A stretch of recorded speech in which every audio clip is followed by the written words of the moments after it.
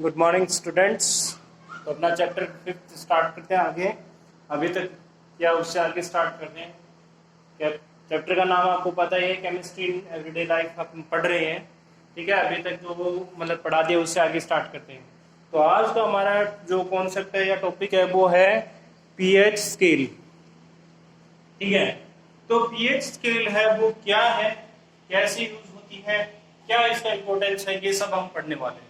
ठीक है, तो स्टार्ट करते हैं हम पीएच स्केल के बारे में। तो आज हमारा जो टॉपिक है वो पहला टॉपिक है pH scale. This is the instrument to measure the concentration of hydrogen ion in the solution is known as pH scale. बेटा ये जो डेफिनेशन आप लोगों को मैंने दिखाई है ये बुक में गिवन नहीं है, ये मैंने मेरी तरफ से बनाई है और आप इसी को लर्न करेंगे तो भी कोई दिक्कत आपको नहीं होने वाली है। तो देखिए क्वेश्चन, मतलब जो क्वेश्चन पहला क्वेश्चन आपको सामने आता है व्हाट इज पीएच स्केल। तो मैंने पीएच स्केल का आपको डेफिनेशन बता दी है। ठीक है, क्या है कि अगर कोई ऐसा इंस्ट्रूमेंट जो हमारे पास किसी सॉल्यूशन में हाइड्रोजन आयन के कॉन्सेंट्रेशन को मेजर करने के काम में आता हो, ठीक है, हाइड्रोजन आयन का कॉन्सेंट्रेशन मेजर करने के काम में आता हो, ऐसा इंस्ट्रूमेंट को हम क्या कहेंगे, पीएच स्केल नाम देते हैं। ठीक है, अब पीएच स्केल का इन्वेंशन किसने किया था वो सब हम पढ़ लेते हैं। तो जोरेनसन है जो साइंटिस्ट है, 1909 में उसने ये स्केल प्रपाउंड की थी। ठीक है, propounded pH scale and power of hydrogen in a concentration is called pH scale ना, पीएच बोल सकते हैं। देखो पीएच, पी मतलब वो पोटेंज, एक जर्मन वर्ड है, ग्रीक वर्ड है कह सकते हैं, ग्रीक वर्ड है पोटेंज। पोटेंज का मतलब होता है पावर या जो कह सकते हैं स्ट्रेंथ कह सकते हैं, और एच मतलब है हाइड्रोजन आयन। ठीक है, तो पावर ऑफ हाइड्रोजन आयन की बात कर रहे हैं अपन। तो हमारे पास मान लो कि अगर किसी सॉल्यूशन में हाइड्रोजन की जो पावर होगी वो क्या कहलाएगी, उसका पीएच कहलाएगी। तो देखिए आगे चलते हैं। So the negative logarithm of a hydrogen ion concentration is known as a pH. तो ये नेगेटिव लॉगरिथम है वो भी हम क्या करेंगे, हाइड्रोजन आयन की कॉन्सेंट्रेशन बताता है। फॉर एग्जाम्पल हमारे पास देखिए यहाँ water is neutral, then value pH is 7। उसके अगर हमारे पास बोल रहा है कि जो हमारे पास वाटर है वो न्यूट्रल होता है, उसकी पीएच की वैल्यू कितनी होती है, 7 होती है। तो यहां से हमें पता है कि हमें इस वैल्यू को फाइंड करना है। तो जो हम क्या लिखेंगे, अगर वाटर की जो वैल्यू अगर ये 7 निकालनी है तो उसका फॉर्मूला पहले क्या होगा, 1 × 10⁻⁻7। ये हमारे पास इसकी बात वैल्यू है और ये वैल्यू हमने क्या करनी है, इसमें फॉर्मूले में रख देनी है। ये पीएच स्केल का फॉर्मूला यहाँ मान लो कोई H+ लिख दो, ठीक है, H+ आयन, ठीक है यहाँ। तो ये क्या हो जाएगा, फॉर्मूला हो जाएगा किसका, पीएच स्केल का, जो आपकी बुक में गिवन है। तो यहाँ हमने क्या वैल्यू रखी, जो वाटर की वैल्यू है वो लिखी इनटू पावर्स। ठीक है, तो 1 × 10⁻⁻7 तो हमने यहाँ पुट कर दी माइनस लॉगरिथम। देखो जैसा कि बोला था नेगेटिव लॉगरिथम, तो वहां से क्या हो गया, ये इक्वल्स टू नेगेटिव लॉगरिथम 1 × 10⁻⁻7। अब ये 7 है, ये माइनस और ये माइनस, तो ये यहाँ क्या हो गया प्लस। और log 10 की वैल्यू आपको पता है, मैथ में आप पढ़ते हो, तो log 10 की वैल्यू शायद 1 होती है। तो 1 से इसको इंटू करेंगे तो हमारे पास क्या आ जाएगा 7। तो इससे ये प्रूव हो गया कि हमारे पास यहाँ क्या होगा कि अगर जो वैल्यू है 7 आई है, इसका मतलब क्या है, ये न्यूट्रल है।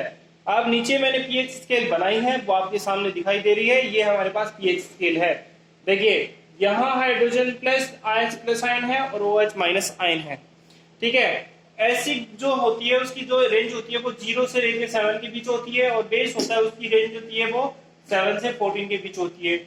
और अगर बात करेंगे हम न्यूट्रल की तो वो एग्जैक्टली 7 पे होता है। अगर हम बात करते हैं स्ट्रॉन्ग एसिड और वीक एसिड की, या स्ट्रॉन्ग बेस और वीक बेस की, तो जैसे जैसे अगर हम बात करेंगे, इधर से देखो यहाँ से हाइड्रोजन H+ आयन की वैल्यू ज्यादा है, ग्रेटर है, तो इधर से यहाँ तक की जो वैल्यू होगी यानी मिड तक की, वो स्ट्रॉन्ग एसिड और उसके बाद के वीक एसिड। ऐसे ही इधर से यहाँ से जो OH- के आयन की वैल्यू बहुत ज्यादा है, तो यहाँ जो बेस होंगे वो ज्यादा कॉन्सेंट्रेटेड हो गए, और इससे इधर हो गए वो क्या होंगी, वीक बेस होंगी। तो ऐसे हमें इसका पता चलता है। ये वैल्यूज है वो आपको और डिटेल में मिलेंगे अपनी बुक में, आपको देखना है। अब जो पीएच है वो और दो बातों पे डिपेंड करती है कि OH मतलब हाइड्रोजन हाइड्रोजन प्लस आयन का कॉन्सेंट्रेशन कितना है या OH माइनस आयन का कॉन्सेंट्रेशन कितना है। H प्लस आयन का जो अगर कॉन्सेंट्रेशन ज्यादा है तो एसिडिक नेचर का है, और OH माइनस आयन का नेचर अधिक है तो वो बेसिक नेचर का है। ये हमें पता चलता है यहाँ से हमारी पीएच स्केल के अकॉर्डिंग। ठीक है, ये हमारा कॉन्सेप्ट है। पीएच स्केल के बारे में मैंने आपको बता दिया है। अब हम इसकी कुछ आगे की चीजों के बारे में पढ़ते हैं। तो चलिए स्टूडेंट्स आगे स्टार्ट करते हैं। आगे हमारा टॉपिक आता है importance in pH scale in daily life. देखो इसमें मैंने हेडिंग्स लिखी हैं, बाकी डिस्क्रिप्शन नहीं लिखा है। आप लोग अपनी बुक में से डिस्क्रिप्शन लिख लेंगे, और अगर आपके पास बुक नहीं है तो मैं जो बोलूंगा वो आप लोग ध्यान से सुन के उसे भी उसमें से पॉइंट बना के आप लिख सकते हैं। तो क्योंकि ये थोड़ी ज़्यादा है और लिखने में बहुत मेरे पास स्पेस कम है और बहुत ज़्यादा स्पेस चाहिए, इसलिए मैं मतलब वीडियो बहुत बड़ा बन जाएगा, लेंथी हो जाएगा, इसलिए मैंने क्या क्या हेडिंग लगाई है सिर्फ, और आप लोगों क्या करेंगे ध्यान से सुन लेंगे तो आप लोगों का काम हो जाएगा। ठीक है, तो चलिए सबसे पहले स्टार्ट करते हैं importance of a pH in a daily life. तो इसमें क्या होगा, इसमें हम कह सकते हैं we can face successfully many problems in our daily life by knowledge of acidity and basicity of for examples. मतलब हमारी डेली लाइफ में बहुत सारी ऐसी चीजें होने वाली होती हैं जिसमें एसिडिटी और बेसिसिटी को हम मतलब प्रॉब्लम फेस करते हैं। किसी में एसिडिटी ज्यादा हो जाती है तो किसी में बेसिसिटी ज्यादा हो जाती है। तो वो प्रॉब्लम्स हम रिमूव करते हैं। तो सबसे पहले हमारे पास आता है जो टॉपिक है फर्स्ट, वो आता है एसिडिटी इन स्टमक। तो यहां है there is a feeling in a burning and pain in the stomach due to the acidity. मतलब क्या होगा कि एसिडिटी ज्यादा हो जाएगी तो पेट में बर्निंग और पेन फील होने लग जाता है। At the time of acidity more quantity of hydrochloric acid is formed in gastric juice in our stomach। तो बोल रहा है कि ये जब हमें एसिडिटी होती है हमारे पेट में तो क्या होता है, गैस्ट्रिक जूस हमारे पेट में हाइड्रोक्लोरिक एसिड रिलीज करता है। कौन? Acid, gastric juice. ठीक है, जिसकी वजह से ऐसा होता है। ठीक है, विच causes burning and pain in stomach। और इसी की वजह से हमारी मतलब जो हाइड्रोक्लोरिक एसिड ज्यादा अमाउंट में रिलीज हो जाता है तब हमारी बॉडी में क्या होता है, बर्निंग और पेन फील होने स्टार्ट हो जाता है। ठीक है, इसी वजह से इसके लिए हमें इसको हटाने के लिए हमें weak anti acid like base कह सकते हैं, वीक बेस। ठीक है, वीक बेस कह सकते हैं। मैग्नीशियम हाइड्रोक्साइड या मिल्क ऑफ मैग्नीशिया की रिक्वायरमेंट होती है। ये क्या करेगा, इसके साथ रिएक्ट कर जाएगा और एसिड को न्यूट्रलाइज कर देगा। ठीक है, क्या करेगा, मैग्नीशियम हाइड्रोक्साइड है वो क्या करेगा, इस प्रॉब्लम को रिमूव कर देगा। कैसे? By the neutralisation reaction. ठीक है, एसिड को बेस और सॉल्ट और बेस में बेस सॉल्ट एंड वाटर में कन्वर्ट कर देगा। आगे हमारे पास नेक्स्ट है second, tooth decay. Tooth decay की बात करते हैं तो pH of a mouth approximately 6.5। ठीक है, हमारा मुंह का जो पीएच होता है वो 6.5 के करीब होता है। After taking food the bacteria present in mouth produce acid by the reaction for the remaining food attached with teeth. बोल रहा है कि अगर हमारे मुंह की बात करें तो मुंह का पीएच होता है वो 6.5 होता है, लेकिन जब हम खाना खाते हैं तो कुछ पार्टिकल्स खाने के वो हमारे मुंह में रह जाते हैं, उनके दांतों के बीच चिपक के रह जाते हैं। तो वो क्या करते हैं, उसमें बैक्टीरिया होते हैं माउथ में बहुत सारे, वो बैक्टीरिया क्या करते हैं, उस फूड पार्टिकल के साथ रिएक्शन करते हैं और मुंह का पीएच बढ़ा देते हैं। ठीक है, एसिड बना देते हैं। If at that which is decreases the pH of a mouth, मतलब पीएच माउथ का डिक्रीज हो जाएगा। If the value of a pH is less than 5.5 the enamel of a teeth is decay. मतलब जैसे जैसे वो पीएच की value घटनी start होगी तो वो 5.5 हो जाएगी। तो इनेमल होता है जो एपेटाइट से बना होता है हमारा दांतों का, वो डिस्ट्रॉय होना स्टार्ट हो जाता है या डिके होना स्टार्ट हो जाता है। Toothpaste should be done after food और mouth should be washed from the basic solution of that we can control the tooth decay. मतलब बोल रहा है कि अगर हम बात कर रहे हैं कि हमारे मुंह में बहुत सारे जो हम बैक्टीरिया होते हैं वो क्या करते हैं, पीएच को बढ़ा देते हैं। और इस पीएच को कंट्रोल करने के लिए हम क्या करें, हम अगर खाना खाने के बाद में हमें या तो कोलगेट करनी चाहिए यानी टूथपेस्ट करना चाहिए, या बेसिक सॉल्यूशन से फ्लैश करना चाहिए, या कह सकते हैं फ्लॉसिंग करना चाहिए मुंह में। तो उससे क्या होगा कि सारा जो एसिडिक सॉल्यूशन है वो न्यूट्रलाइज हो जाएगा और हमारी जो इनेमल है वो डिस्ट्रॉय होने से बच जाएगी। आगे आता है स्टिंग्स ऑफ इंसेक्ट्स। तो बात करते हैं the stings of insect like honey bee, ant और spiders secrets the acid which is contact our skin. There is a burning and pain on the skin due to this acid. मतलब क्या कह रहा है कि अगर हमारी बॉडी पे किसी चींटी ने काट लिया हो, किसी मकड़ी ने काट लिया हो या मक्खी ने काट लिया हो, तो उनकी बॉडी में क्या होता है, एसिड होता है, और वो हमारी बॉडी के कांटेक्ट में आते ही हमारी बॉडी पे बर्निंग या पेन होना स्टार्ट हो जाता है। तो क्या करें, आगे क्या होता है, if at the time we use basic salt like a sodium hydrogen carbonate, ठीक है, at the place, then the effect of a acid is neutralized। मतलब बोल रहा है कि जो स्टिंग्स होती हैं या मतलब जो डंक होते हैं इंसेक्ट्स के, उनमें क्या होता है, एसिड होता है, जो हमारी बॉडी के साथ कांटेक्ट में आने के बाद में क्या हो जाता है, बर्निंग सेंसेशन होना स्टार्ट हो जाता है। ठीक है, तो बर्निंग होनी स्टार्ट हो जाती है। तो बर्निंग के बाद में हमें क्या करना है कि सोडियम हाइड्रोजन कार्बोनेट का सॉल्यूशन अप्लाई करना है। इससे क्या होगा, न्यूट्रलाइजेशन हो जाएगा और हमारी बॉडी में कोई पेन वेन नहीं होगा। आगे आता है next fourth point, acid rain. Rain water is considered as a pure water but today its pH value decreases due to the pollutant. मतलब क्या है, अगर हम देखो, हम सुनते हैं कि पहले टाइम में क्या होता था, लोग बाग जो है वो बारिश का पानी इकट्ठा करते थे और उसे ही पीते थे, क्योंकि उस टाइम पानी है वो प्योर आता था बारिश का। लेकिन आजकल क्या है कि इतने व्हीकल्स हैं, इतनी इंडस्ट्रीज फैक्ट्रीज हैं, उसकी वजह से बहुत सारी हार्मफुल गैसेस है वो एनवायरनमेंट में रिलीज हो जाती हैं, और बहुत सारे पोल्यूटेंट हैं वो क्या होंगे, एटमॉस्फेयर में घुल जाते हैं। तो वो क्या है, बारिश जब होती है तो वो उसके साथ रिएक्ट करके और नीचे आ जाते हैं, तो एसिड जो है वो जैसे घुलते पोल्यूटेंट तो एसिड बन जाती है। ठीक है, this type of acid is called acid rain. This acid rain affects the river to soil of a field, so it affects crop, living organism, whole ecosystem. Acid rain can be controlled by the controlling pollutants.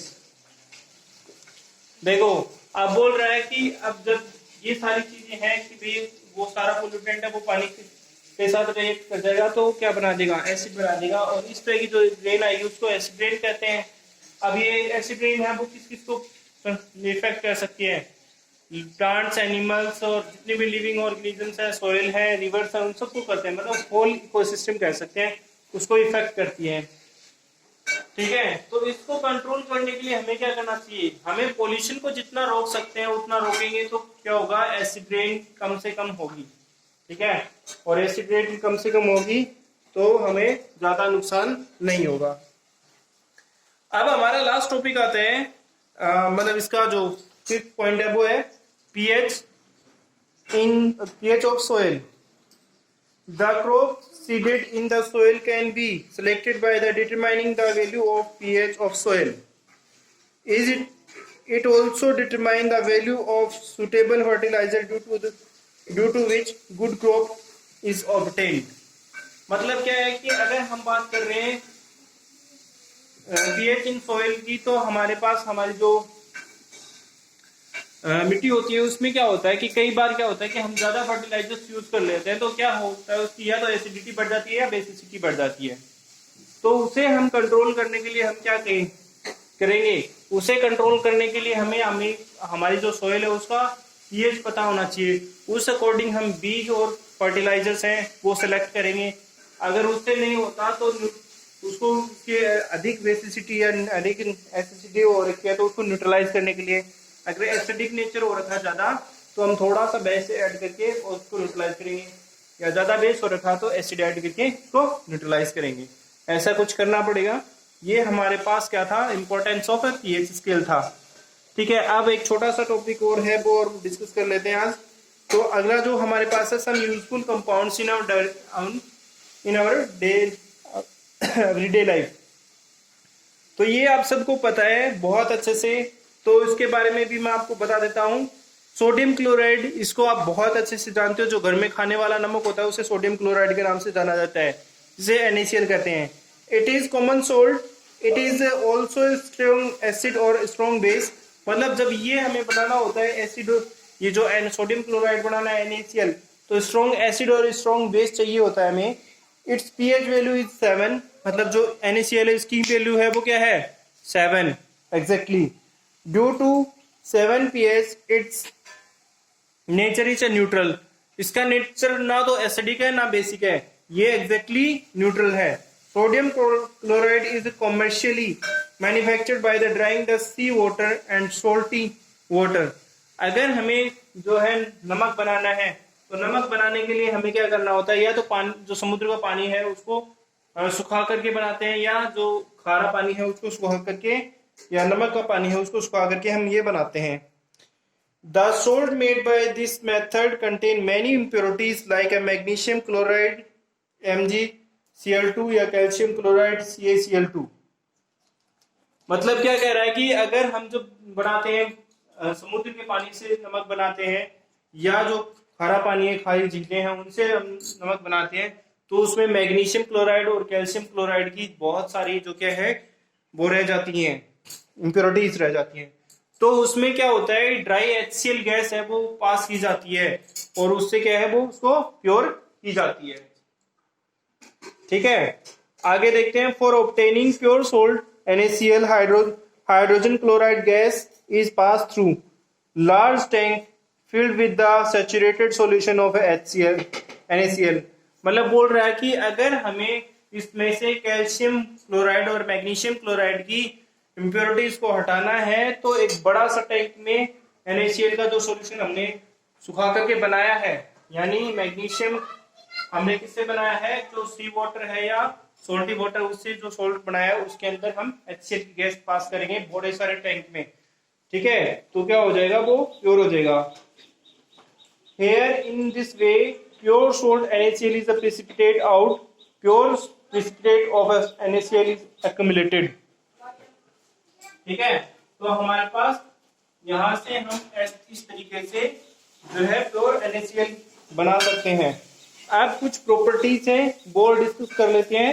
तो पहली property है it is white solid substance. Second property it's melting point is high, approximately मतलब exactly है 1081 kelvin. It is highly soluble in water, it is ionized in aqueous solution. ये 4 properties हैं। ठीक है, और इसके 4 यूजेस हैं वो भी बता देता हूं। सबसे पहला यूज है it is use in a common salt in food. Second, it is use in the preservation of food. It is use for the freezing mixture.